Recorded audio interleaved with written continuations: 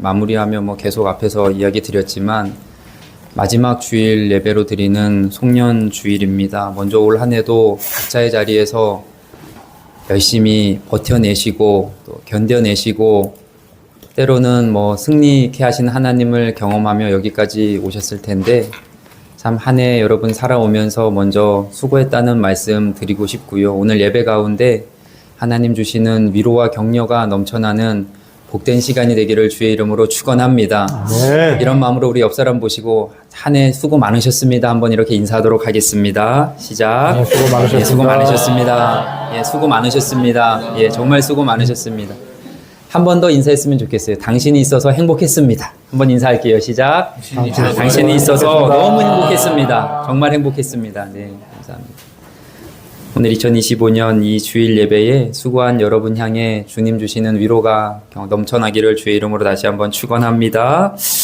예전에 그 모바일 리서치 앱입니다. 그 오픈 서베이라고 10대에서 30대 남녀 1000명을 대상으로 설문조사를 했습니다. 어떤 걸 조사했냐면 새해 첫날 가장 듣고 싶은 말이 무엇인가?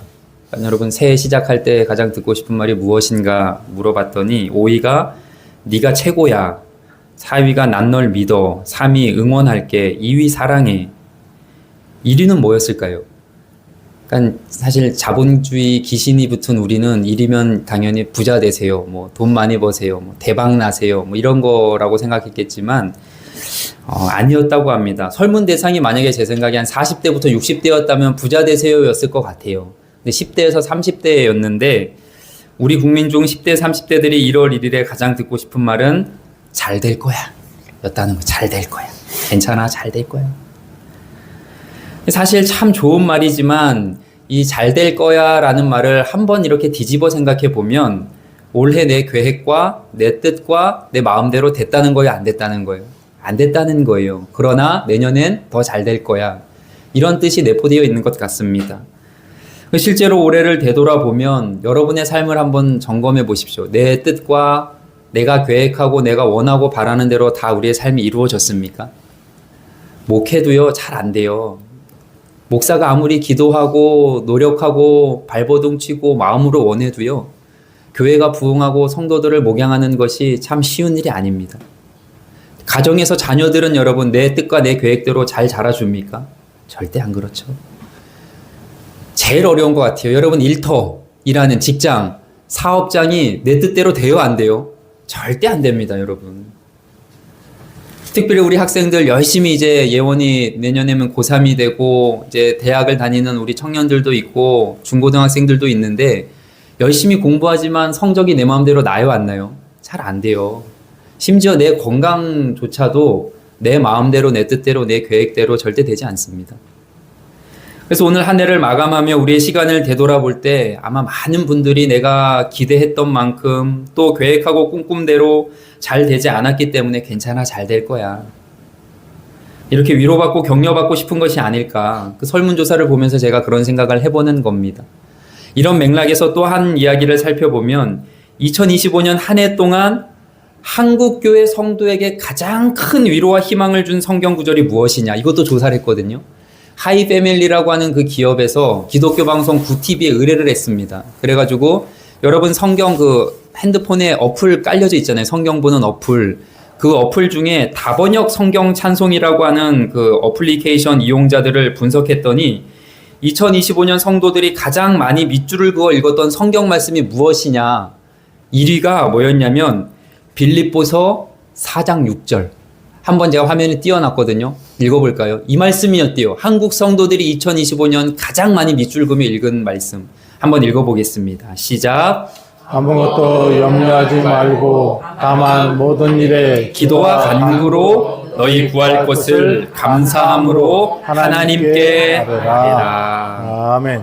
이 설문을 실시했던 그 하이패밀리 송기론 대표가 이런 이야기했어요. 한국 교회가 현재 겪는 불안과 염려 속에서 기도와 감사를 통한 하나님의 위로를 간절히 구하고 있음을 보여준다. 이렇게 그 설문을 마무리했습니다. 그러니까 세상 사람들이든 예수 믿는 우리든 한 해를 각자의 자리에서 열심히 달려온 우리 모두에게 오늘 이 시간 하나님의 말씀으로 위로가 필요하고 서로 잘 될 거라는 격려가 필요한 시즌이라는 거죠, 지금이.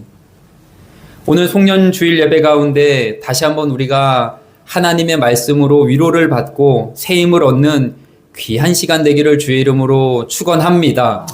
오늘 본문은 우리가 잘 아는 요셉의 이야기입니다. 흔히 요셉을 아버지의 사랑을 많이 받고 고생 한 번 안 한 귀티나는 아들로 우리가 생각하잖아요. 때로는 꿈의 사람 또는 비전의 사람, 아니면 가는 곳마다 하나님 함께 하셔서 형통함의 은혜를 입은 사람. 우리가 생각하는 요셉의 이미지는 밝고 긍정적이고 성경적인 사람입니다. 그런데 저는 조금 이것을 오늘 뒤집어서 요셉의 이 30년 세월을 조금 달리 정의하고 싶어요. 요셉의 삶을 저는 성경을 보면서 한마디로 정의하자면 섭섭함, 서운함이 가득했던 사람이라고 표현할 수 있습니다. 요셉이 30세에 애굽의 국무총리가 됩니다. 그리고 그 30세 되기 이전의 모든 삶을 한번 생각해 보면 요셉의 삶은 섭섭함으로 가득했어요. 여러분, 이 섭섭함을 다른 말로 하면 서운함입니다. 그런데 이 섭섭함은 양면성이 있어요. 이 섭섭한 마음을 불만으로 자꾸 놔두면 내 마음이 시험이 들고 내가 자꾸 부정적인 사람으로 변합니다. 그런데 이 섭섭함을 잘 활용하고 주님이 주신 은혜와 믿음으로 내가 잘 극복을 하면 오히려 내 인격이 성숙되고 내 신앙이 성장하고 하나님께 영광 올려드릴 수 있는 귀한 계기와 발판이 될 수 있었다는 거예요. 오늘 요셉이 왜 우리가 생각할 때 이렇게 밝고 긍정적이고 성경적인 이미지를 갖게 됐냐면 섭섭한 투성이었던 이 요셉이 섭섭함과 서운함을 잘 극복하고 활용해서 실력과 인격을 두루 갖춘 총리가 되었기 때문에 하나님께 인정받고 오늘 우리에게도 인정받는 사람이 되지 않았나. 한번 살펴볼게요. 창세기를 보다 보면 요셉의 삶이 정말 섭섭함 투성이었다는 것을 우리가 알 수 있습니다. 먼저 제가 보니까 요셉은 그의 어머니에게 섭섭했어요. 뭐가 섭섭했냐면 요셉의 어머니가 라헬인데 이 어머니가 정말 일찍 죽습니다. 동생 베냐민을 낳다가 그냥 길에서 죽어버려요. 그런데 요셉 위로 형이 10명이 있어요. 다 배다른 형이기 때문에 요셉의 형들에게는 어머니가 다 있어요. 어릴 때 자기는 혼자 지내는데 형들이 어머니와 행복하게 지내는 걸 보면 이 어머니 일찍 돌아간 어머니에게 섭섭함이 있었을까요? 없었을까요? 있었다는 거죠. 어머니뿐만이 아니에요. 아버지에게도 섭섭함이 있습니다. 이 어머니 라헬이 왜 죽었냐? 이 라헬의 말을 듣고 형 에서를 피해서 도망가지 않고 그냥 집에 있었다면 동생 베냐민을 무사히 낳았을 텐데 남편 야곱이 고집을 부려서 에서 형을 피해서 야반도주를 해요. 근데 야반도주를 하는 가운데 베냐민이 태어나요. 길에서 베냐민을 낳다 그냥 죽어버려요. 그러니까 아버지 볼 때마다 아버지 고집으로 우리 엄마가 죽었잖아요. 섭섭함이 있는 거예요. 또한 베냐민 하나밖에 없는 친혈육 동생입니다. 서로 의지할 수 있는 존재지만 어릴 때 이 동생을 보면서 어떤 생각하는 거예요? 니만 아니었으면 우리 엄마가 아직도 살아있을 텐데. 섭섭함이 있는 거예요. 형들은 어떨까요? 자기를 구덩이에 빠뜨리고 죽이려고 하다가 은 20에 종으로 그냥 팔아버립니다. 얼마나 마음이 섭섭하겠어요. 종으로 팔려갔더니 그 종의 그 주인집 보디발 그의 아내 너무나 믿고 사랑해주는 건 감사하지만 이게 도가 지나쳐서 보디발의 아내가 자기를 유혹하잖아요. 믿음을 가지고 유혹을 뿌리칩니다. 그랬더니 억울하게 누명을 쓰고 감옥에 가요. 또한 감옥에 가서 술 맡은 관원장이라고 하는 그 직책을 가진 사람을 만났는데 그 사람의 꿈을 해몽해줘요. 당신 이제 풀려나고 복직될 거다. 그럼 그때 나를 잊지 말아다오. 그런데 이 사람이 술 맡은 관원장이 복직이 되고 풀려나자 요셉을 기억해요? 안 해요? 안 해요. 잃어버린 화장실 들어갈 때랑 나올 때랑 마음이 다른 거예요. 그러니까 여러분 요셉 삶을 30년의 삶을 돌아보면 주변에 수많은 요셉을 섭섭하고 서운하게 만든 사람들 뿐이에요. 우리 주변에도 사실 여러분 우리를 섭섭하게 하고 서운하게 하는 사람들 있어요? 없어요? 있어요. 때로는 살면서 억울하고 속상하고 섭섭한 상황들을 만나요? 안 만나요? 만난단 말이에요. 그렇지만 그래도 하나님께서 피할 길을 주셔서 때로는 교회 나오면 하나님 은혜 주셔서 새 힘도 주시고 좋은 사람들 내 마음을 알아주고 위로하는 한두 사람은 우리 있단 말이에요. 그런데 요셉은 전혀 없어요. 100이면 100 다 자기를 가족들까지 섭섭하고 서운하게 하는, 그래서 출생부터 30세 총리가 되기까지 요셉의 삶은 섭섭마귀가 충만한 그런 삶이었어요. 근데 요셉이 귀한 것이 무엇입니까? 그를 둘러싸고 있던 이 섭섭함과 서운함에 함몰되지 않고 오히려 순간순간 하나님을 붙들고 하나님 보여주신 꿈과 비전을 끝까지 포기하지 않고 매일매일 하나님과 동행했더니 결국 애굽의 그 당시 전 세계 패권을 잡고 있던 애굽의 국무총리가 돼요. 총리가 되자 이제 요셉이 어떡합니까? 이제 내 날이 왔다. 자기의 힘과 권력을 가지고 날 섭섭하고 서운하게 상처 주었던 사람들 하나하나 복수하고 굴복하며 그렇게 삽니까? 요셉은 절대 그렇게 하지 않아요.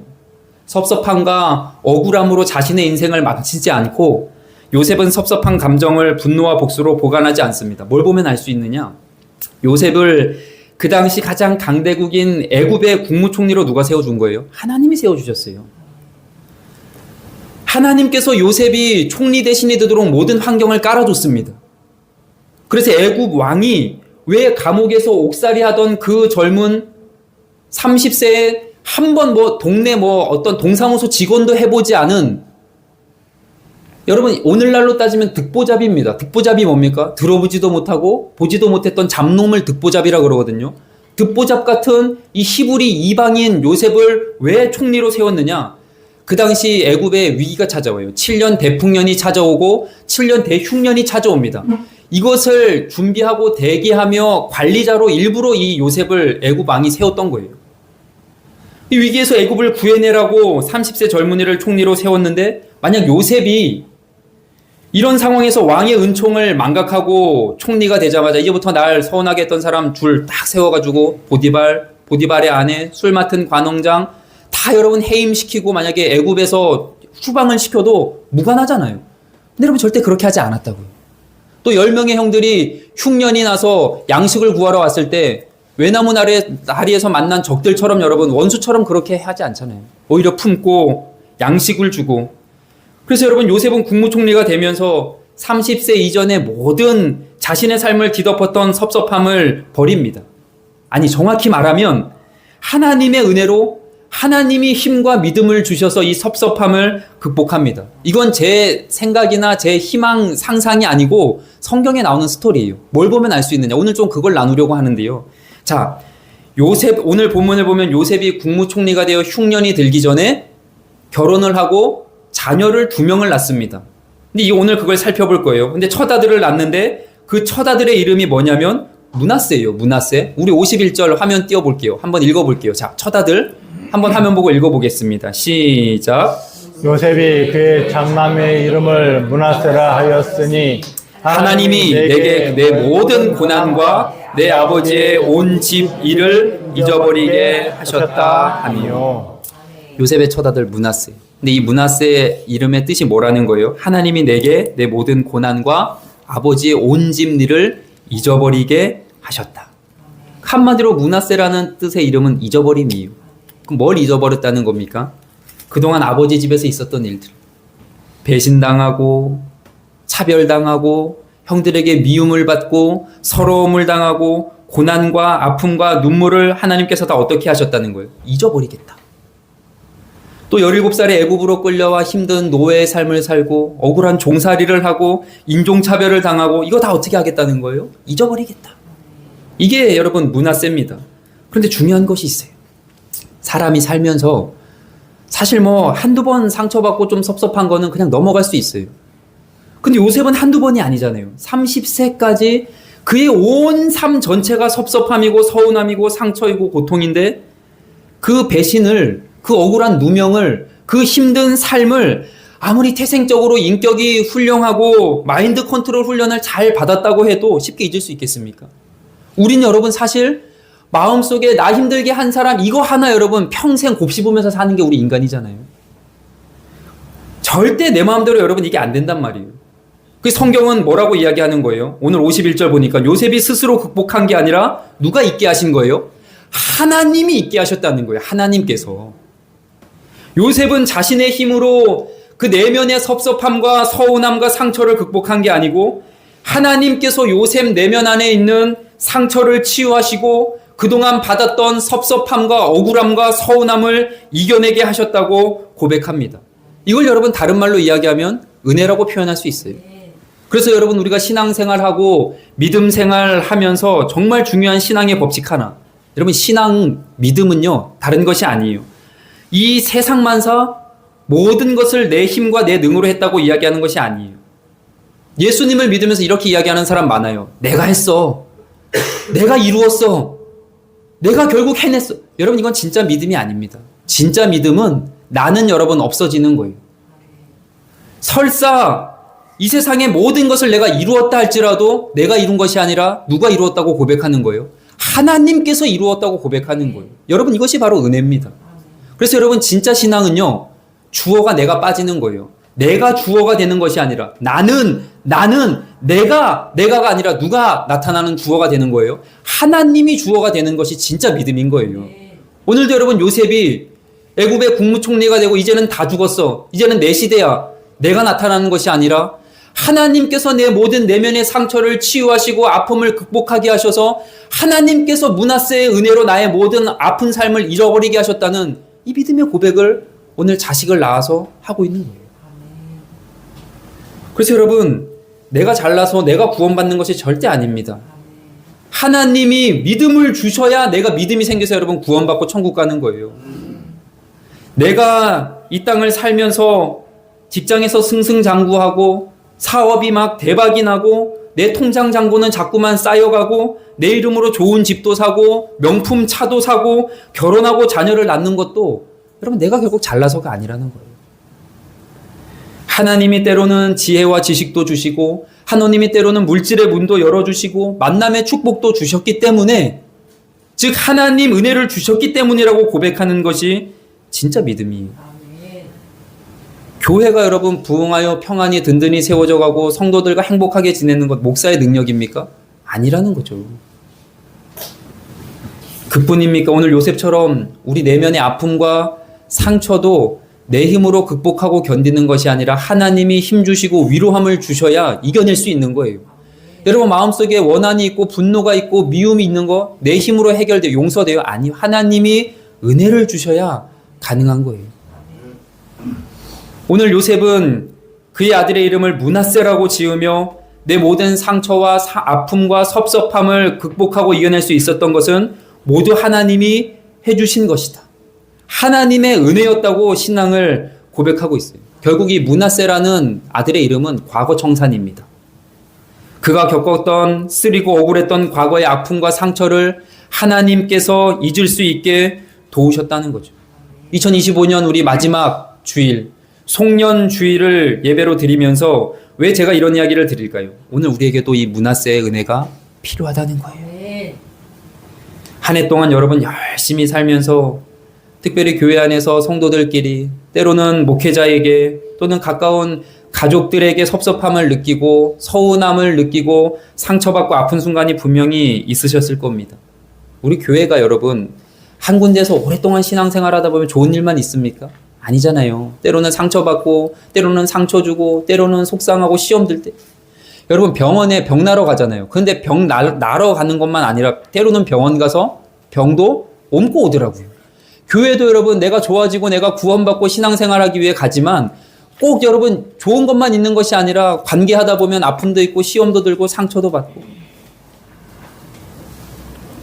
때론 여러분 우리가 섭섭함이 사람에게만 있는 게 아니라 하나님에게 들 때도 있어요. 이거 우리 시험 들었다 그러잖아요.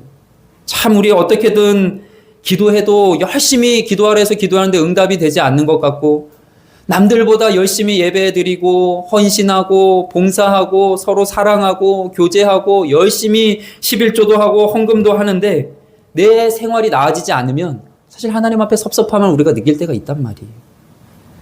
또는 내 환경과 상황을 보고 여러분 섭섭할 때 있잖아요. 남들은 너무나 쉽게 한 곱이 넘어가는 것 같은데 왜 나에게만 이렇게 엄격하고 삶이 빡빡한지.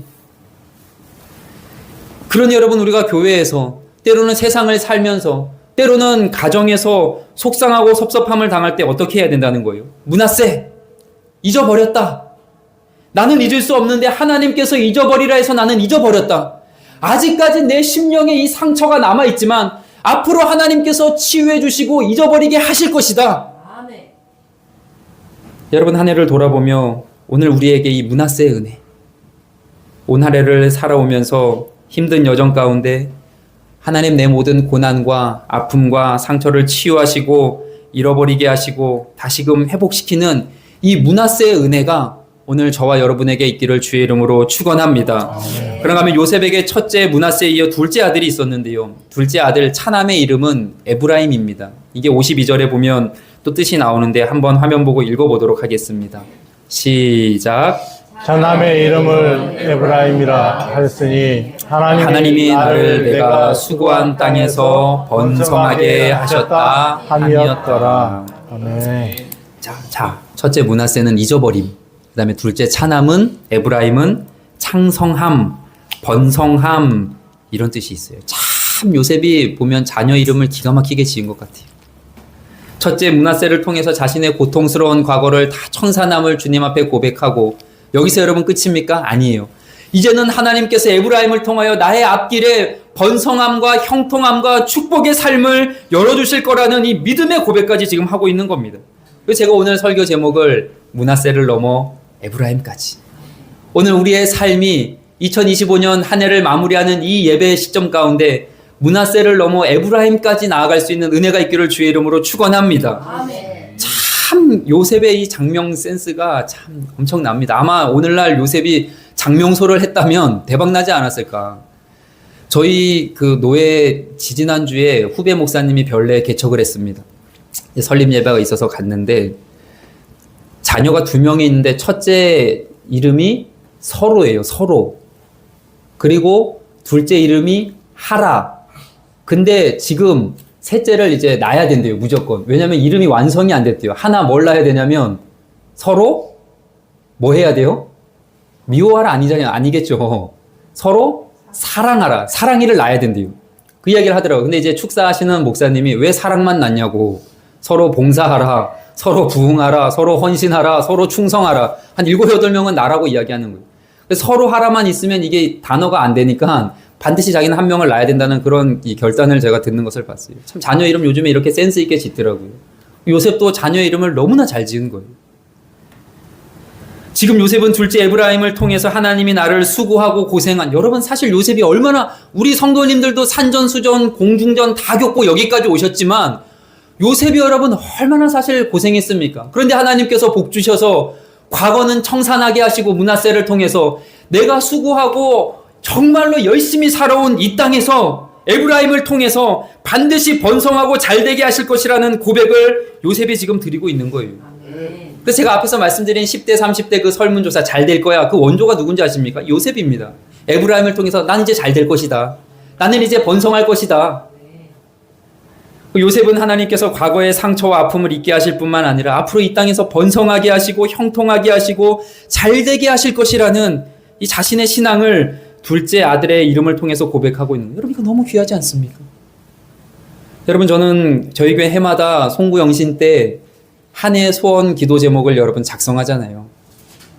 저는 그것 보고 여러분 이름을 불러가면서 기도하는 거예요, 여러분.